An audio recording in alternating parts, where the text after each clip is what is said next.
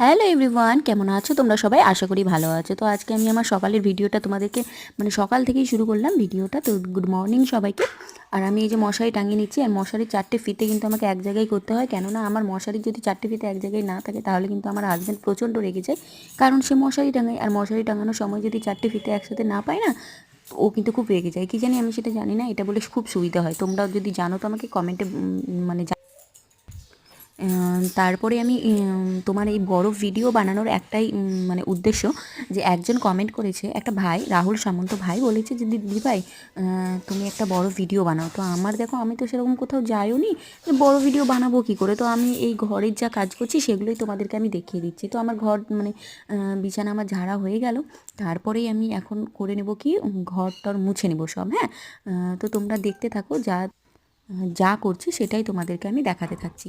তো এই যে আমি এখন ঘর মুছে নিচ্ছি, আর আমি কিন্তু লাঠি দিয়েই ঘর মুছি, ঘর মোছার যে লাঠিগুলো হয় সেগুলো দিয়েই কিন্তু আমি ঘর মুছি। তো তোমরা কে কে কীভাবে ঘরটা মোছো, কেউ বসে মোছে, কেউ বা লাঠি দিয়ে মোছে, তো তোমরা কে কীভাবে মোছো সেটাও আমাকে কমেন্টে কিন্তু অবশ্যই জানাবে। তো আমার ঘর মোছা হয়ে যাবে, তারপরেই কিন্তু আমি চলে যাব স্নানে। স্নান টান যখন হয়ে যাবে, তো এখনও কিন্তু আমার ঘর মোছা হয়নি।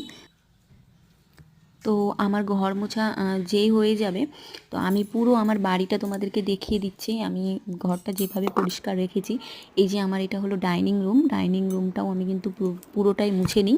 আমার ঘরগুলোও কিন্তু আমি মুছে নিই, আর শাশুড়ি মার ঘর থাকে সেটাও কিন্তু আমি মুছে নিই। আর এই যে এখন হয়েছে বিকেলে একটু ছেলের সঙ্গে মজা করছি। তো আমি তারপরের ভিডিও কিন্তু আর করা হয়নি, একদম বিকেলে খাওয়া দাওয়াগুলো দেখানো হয়নি, একদম বিকেলে ছেলের সঙ্গে।